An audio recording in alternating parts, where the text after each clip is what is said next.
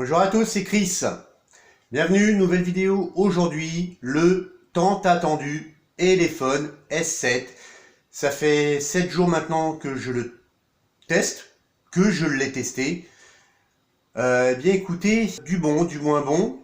Mais si vous voulez connaître tout ce qui concerne, je vous propose de me suivre. Et on va vérifier ça ensemble après le générique. Alors à tout de suite.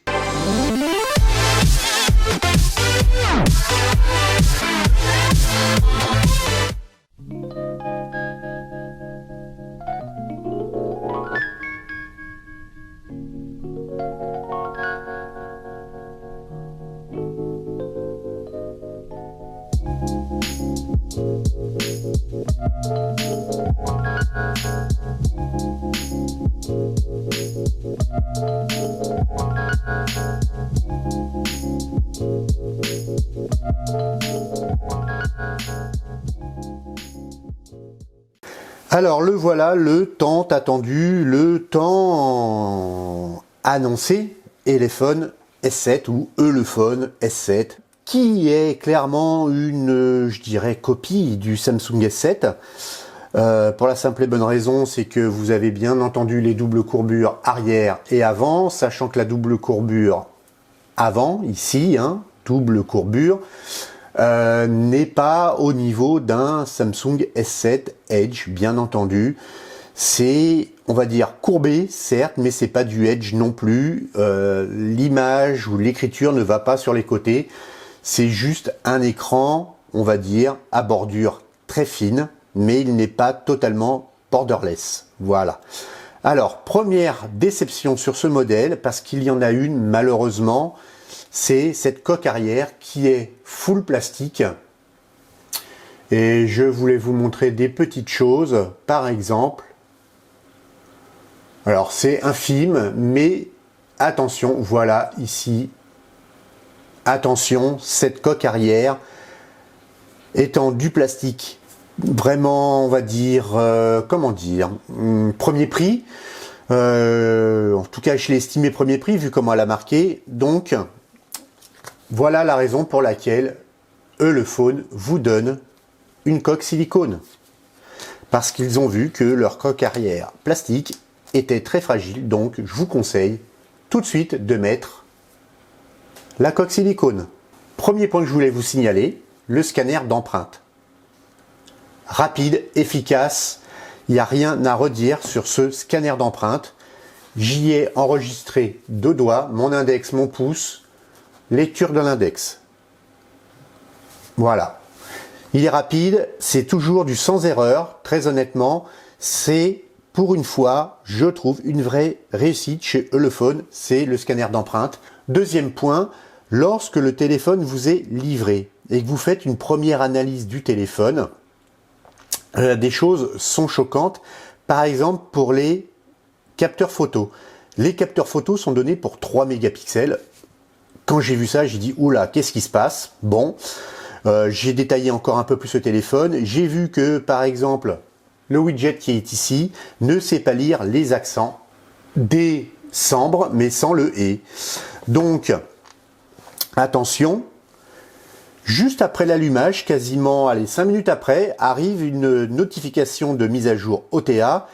Et là, je vois la mise à jour qui arrive et elle fait 1 gigaoctet. Donc, grosse mise à jour, gros update de l'ensemble du téléphone. En gros, c'est une nouvelle ROM qui est installée, mais il n'y a pas la correction du widget.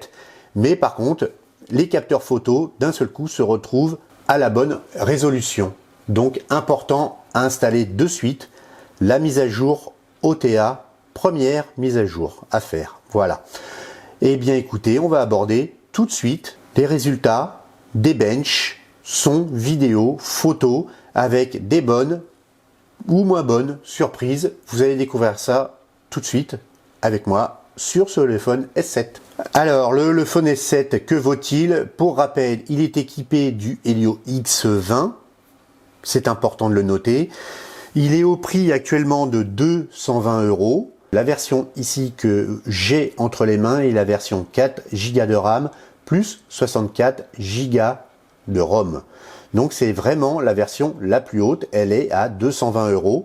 Le score, si on le regarde, vous êtes à près de 80 000, 78 000 points. Les détails, 3D, bien entendu, le Mali T880, ça assure. Interface utilisateur, User Experience, 33 000 points, c'est à noter. Vous êtes quasiment sur de l'Android de stock. Mais il y a quand même des modifications qui ont été apportées. CPU 22 500, la RAM 6500, donc des scores quand même hauts, bien entendu. Helio X20, de la RAM rapide 4 Go, donc c'est un ensemble qui est cohérent et surtout performant. En termes d'infos, alors le Elephone S7, il est sous Android 6.0, le MT6797 ou Helio X20, c'est comme vous préférez, le Mali T880 pour le GPU, une résolution Full HD, caméra arrière de près de 15 mégapixels. Alors je ne sais pas si c'est encore lié à cette mise à jour OTA de la ROM globale, mais en gros vous avez quasiment 2 mégapixels de plus que ceux annoncés par Elephone, qui est par défaut annoncé pour 13 mégapixels. Alors vous avez 4 Go de RAM, 64 Go de ROM. À la livraison vous avez 54. Après installation de mes applications, je suis à 49. Donc j'ai de quoi voir venir, installer des vidéos, des musiques et tout ce que je veux sur ce modèle équipé donc de 64 gigaoctets de ROM. Helio X20 64 bits, donc on a une architecture 10 cœurs de type, je le rappelle, Big Little, 2 Go 1 pour le Big et le Little il est à 300 MHz. Ensuite l'affichage Mali T880 Full HD, 1.5.5 Full HD, on est à 480 dpi, donc en densité de pixels sur l'écran fourni. La caméra arrière, je le répète, près de 15. La caméra avant, elle est donnée pour 5 par Elephone, elle est à 6.2. Température de fonctionnement actuelle, 25 degrés. Un OS, bon, je passe. Pas de NFC. Un accéléromètre, capteur de gravité, gyroscope, un gyroscope non étalonné, un capteur de lumière, l'accélération linéaire, ce qui vous permet de passer du point A au point B très rapidement, rien qu'en glissant le doigt, je le rappelle, un champ magnétique installé, l'orientation, proximité, et le dernier, les vecteurs de rotation. Voilà pour Antutu. On continue, et première déception vient de ça. Voilà, 5 points. Et là, très honnêtement, j'ai été un petit peu déçu de voir que Elephone n'avait pas intégré de techno à 10 points sur ce modèle. Vous avez quand même un modèle haut de gamme. Certes, on n'est pas au prix des concurrents coréens ou autres, hein, ou même chinois, mais plus haut de gamme. Mais il aurait été bienvenu d'installer une techno à 10 points sur ce modèle. Ensuite, le screen test. Le screen test, vous allez le voir. Très honnêtement, bonne surprise. Pas de brûlure derrière, pas de taches autour. C'est un bon travail d'intégration pour cet écran dans ce châssis tout alu. Sauf pour la coque arrière qui est, je le rappelle, en plastique. Un noir bien noir. Alors ce gris justement permet de voir très facilement les taches ou brûlures ou autres. Et je l'avoue très honnêtement, c'est un bon boulot, à nouveau, réalisé par Elephone sur ce S7. Alors, pour les couleurs, ben écoutez, moi j'aime bien les couleurs, je les ai trouvées vraiment très bien calibrées. Alors le vert est peut-être un petit peu fade en vidéo là, mais voilà, j'oriente le téléphone un petit peu autrement et vous voyez que le vert devient beaucoup plus vert. Pourquoi? Parce que ici, vous le voyez, il y a le projecteur et donc du coup, ça dénature un peu la couleur. Bleu, très bleu, un beau bleu d'ailleurs, j'ai trouvé. Résolution des noirs et des gris et des blancs. On voit les deux dernières lignes ici. Voilà. Pareil. Très belle résolution au niveau de gris. À l'œil nu, beaucoup plus joli d'ailleurs qu'en caméra. Bon, c'est toujours un peu pareil. Vraiment une belle réussite de ce côté-là. On voit vraiment tous les gris jusqu'au noir. Donc ça, c'est vraiment plaisant. Ici, vous voyez les dégradés de couleur, on les voit parfaitement. On le distingue tous, sans exception. Et la mire est elle aussi une belle réussite. On voit très clairement que la colorimétrie de ce modèle est juste très bien calibrée. Alors, on va regarder les résultats Epic Citadel, 3D Mark et Geekbench à la suite via les captures d'écran, comme d'habitude.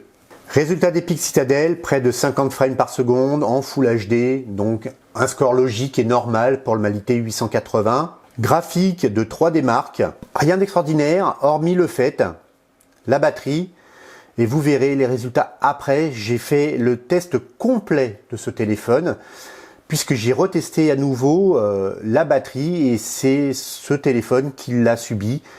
Vous allez le voir, ça reste pour moi, pas une petite, une forte déception que la batterie. Et ce premier test montre déjà que effectivement, vous avez 2 chutes successives. Et lorsque le travail au niveau de l'horloge CPU ralentit, on ne récupère même pas un point en fait de batterie. Une température stable. Et vous le voyez, les frames par seconde, au plus haut, on a atteint quasiment les 40. Je le rappelle, 3D Mark est excessivement gourmand en ressources graphiques. Et là, du coup, on voit que le Mali T880 a fait du bon travail avec 3D Mark. On a un score de 676. J'ai été le premier à cliquer, je recommande. Bon, pourquoi pas. Ensuite, Geekbench 4, un single core à 1549, multicore à 3100. Hein, c'est le double, bien entendu, vous avez l'habitude. Ensuite, pour le GPU, alors Geekbench donne un score de 2416. Score élevé, certes, par rapport au Mali T880, mais un score, bien entendu, malheureusement quand même inférieur à de l'Adreno 506, par exemple, si on prend le cas de ce processeur graphique. Bon, voilà, c'est un score classique, on va dire, pour le Mali T880. Alors, on va regarder tout de suite les résultats du GPS. Et donc, vous le voyez avec un premier fixe à 14 secondes. Alors, c'est un petit peu inférieur à ce que j'ai vu récemment sur d'autres modèles. Là, nous sommes à 14 secondes. Alors, c'est pas du tout un mauvais résultat, hein, il faut bien se le dire. C'est même assez rapide finalement. Et vous avez en fait sur 22 satellites visibles, il y en a 9 de fixés. Donc, ça, je trouve que c'est juste un peu moyen. Bon, maintenant le deuxième fixe, c'est fait en 4 secondes. Voilà, et toujours 9 satellites sur 22 fixés. Mais voilà, deuxième fixe, 4 secondes, donc c'est un bien meilleur résultat après fermeture et relecture du GPS Data, après avoir relancé donc l'outil GPS Data. Pour ce qui est, donc voilà, on avait un petit peu évolué à 10 sur 22, donc 10 satellites fixés. Et ensuite, GPS Test, lui, il en a fixé 11 sur 22. Donc 11 satellites, ce qui suffit bien entendu largement à suivre correctement la route. Et là-dessus, il a fait très bien son travail. Donc pas de problème de ce côté-là au niveau du GPS, la puce GPS et lecture des satellites disponibles. Voilà. Comme je vous l'ai annoncé il y a quelques minutes, j'ai refait un test via PC Mark pour connaître la qualité de cette batterie et la tenue dans le temps de la batterie. Pourquoi je l'ai lancé? Parce que au moment de mes tests, mes premiers jours de test, j'ai trouvé que la batterie se déchargeait très rapidement. Alors j'ai décidé de lancer PC Mark et de voir comment la batterie se comportait. Regardez le résultat. Alors le voilà, le Battery Life test de PC Mark. 4h30 de tenue, ce qui est très honnêtement pas bon du tout, je trouve, moi personnellement, surtout pour un téléphone de cette gamme. Bonne surprise, le MTK Engineering et les fréquences, vous allez le voir, un téléphone qui est fait pour faire le tour du monde. Alors vous avez les bandes 3G, vous avez donc de la 900 pour chez nous par exemple, et alors pour la 4G, vous avez le choix, puisque vous passez de la 1, 2, 3, 4, 5, 7, 8 à la 17, la 20, la 26, la 28, 38, 39, 40, 41. Donc vous allez en Chine, vous allez aux États-Unis, vous allez en Europe et vous faites donc le tour du monde avec le Ulefone S7. Alors la suite de ces benches, on attaque tout de suite photo, vidéo et son après. Je vous mets tout de suite photo, jour, nuit, vidéo, jour, nuit. Vous allez le voir, moi j'ai trouvé que c'était une bonne surprise avec un capteur vraiment très lumineux.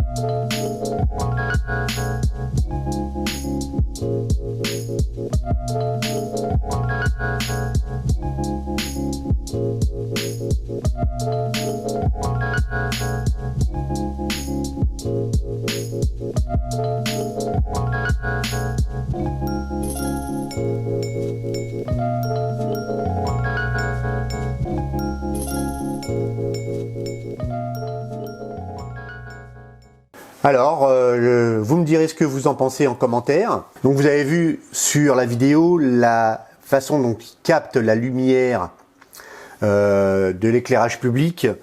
Hein, je le rappelle, c'est la couleur orangée qui reste bien entendu orangée sur la vidéo. Et c'est les lampes à vapeur de sodium, ce qui fait donc cet éclairage orange effectivement. Et cet éclairage orange n'est pas du tout dénaturé par ce capteur. Ça reste orangé. Ça devient pas blanc, c'est vraiment très réaliste et j'ai trouvé vraiment le capteur malgré tout de nuit de bonne facture, de bonne qualité. Pour du 13 mégapixels et du 5 mégapixels, j'ai trouvé que le travail était vraiment très correctement fait. Bien entendu, ce n'est pas un réflexe, ce n'est pas un DSLR, ce n'est pas, voilà, ce n'est pas un appareil photo, ça reste un téléphone, mais je trouve que le travail est vraiment bien fait. Pour les photos de jour, pas grand chose à redire, film fluide, même la nuit vous l'avez vu, les fluides, film fluide donc, pas de saccade, les photos nettes avec des couleurs reflétant la réalité. On regarde la qualité de l'écran tout de suite avec la vidéo, nouvelle vidéo que j'ai trouvé très belle, donc vous allez pouvoir admirer la qualité de l'écran. Alors les couleurs sont un petit peu peut-être exagérées après le film. La caméra peut-être les accentue un petit peu, mais sur l'écran directement sur le téléphone, bien écoutez, c'est d'une excellente qualité, que ce soit les couleurs non exagérées, sans saturation. Vraiment, non, c'est un très bel écran qu'a installé Ulefone sur ce modèle S7. Alors tout de suite, pour finir côté multimédia, le son sur ce Ulefone S7, bien écoutez, là aussi c'est une bonne surprise. Le son est à fond. Voilà. Alors déjà, sur les aigus et autres, ce n'est pas du tout nasillard. Il y a de la puissance sans saturation. On va aller du côté des basses.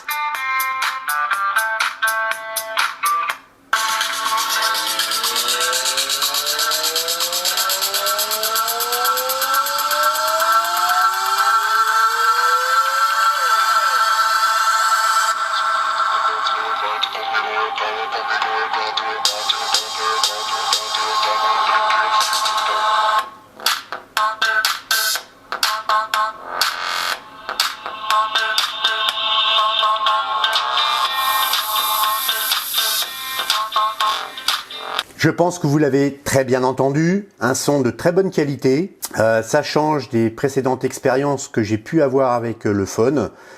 Donc un son de bonne qualité avec des médiums bas qui sont bien présents. donc bien entendu, hein, jamais de basse.